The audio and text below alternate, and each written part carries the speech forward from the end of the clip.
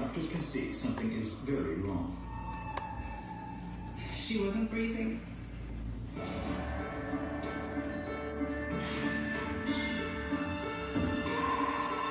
They just took her. I just saw them take her away.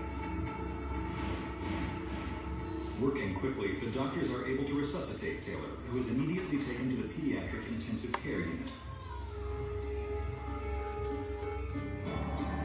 8 hours later, she is stable enough for Trisha and David to see her for the first time. When we did see her, it was just like a shock. You want to help the baby. There was no troubles from the beginning, and then when we hold her, it made everybody worry. She just had tubes everywhere, and she was intubated. I was scared. Then, just a few hours later, Taylor turns blue and has to be resuscitated again. Oh, save the baby. Save her.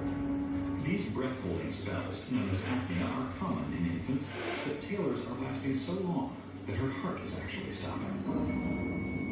When she would have the breath-holding spells, then she would lose all of her body functions. She had no control over it. Her body would just completely shut down. Strangely, the episodes seem to happen every time Taylor is touched or physically stimulated in some way. Even a slight brush of the hand can set her off.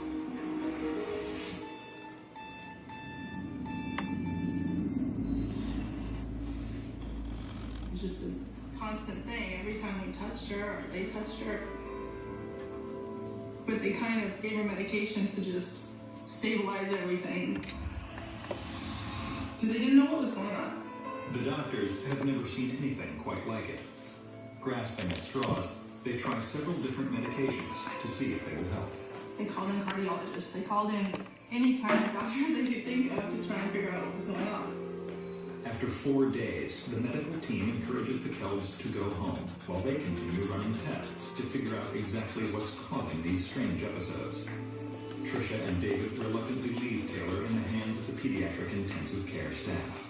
When I left the hospital without her, it was bad because, she kept having these episodes, and my worst fear was not being there if something happened to her. For the Kelbs, life is now completely focused on their critically ill daughter. David is forced to return to work to support the family, while Trisha spends every moment possible at the hospital with Taylor. I just drove back and forth in the hospital all day long, all night long. Of course, I held her. It was great.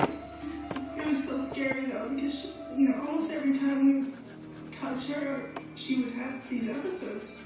You wanted to hold her, but when you didn't, you knew something bad was going to happen. The doctors didn't have an idea of what was going on. Guessing was just about all they had. They've never seen a child like this. At least 20, 30 doctors had seen her, and they had no idea. We were told there was nothing else they could do. They didn't know what was wrong. After 2 months of seemingly endless testing, doctors determined that there is nothing more they can do for Taylor at the hospital that the Kelbs can't do at home.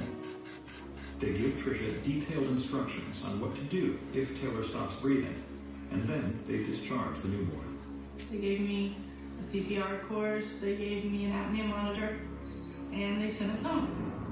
And our biggest thing was, we want her home. We want our baby there, but it'll be better, she'll get better. Our positive attitude was, we're going forward. But alarmingly, Taylor's episodes don't stop when she gets home. In fact, they appear to get worse. I was just doing the best I could. I was just trying to keep her alive. It was a constant thing. She would just go into these episodes. I had the oxygen at the house, and the monitors would just go off all the time, and I would have to just do CPR. And I was called rescue every time.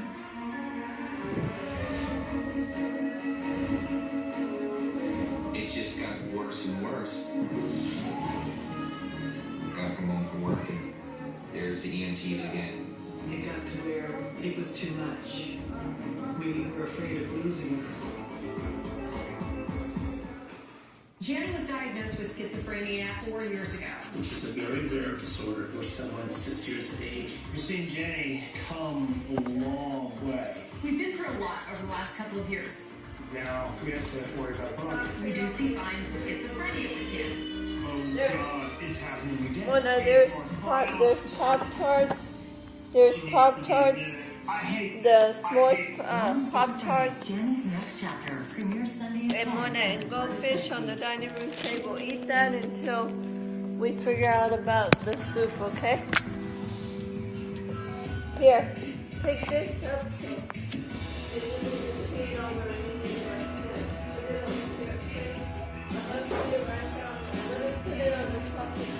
Okay. Where was this? Is this where was this at? I'm gonna put this remote control back by the TV, okay? To keep it all in one place. Good morning! So we Wow, can you keep want to start the day with something heart healthy and delicious? You're a talking bee. Honey Nut Cheerios has whole grain oats that can help lower cholesterol. It tastes good. Sure does. Right. Wow. Delicious, right? Yeah. It's the honey. It makes it taste so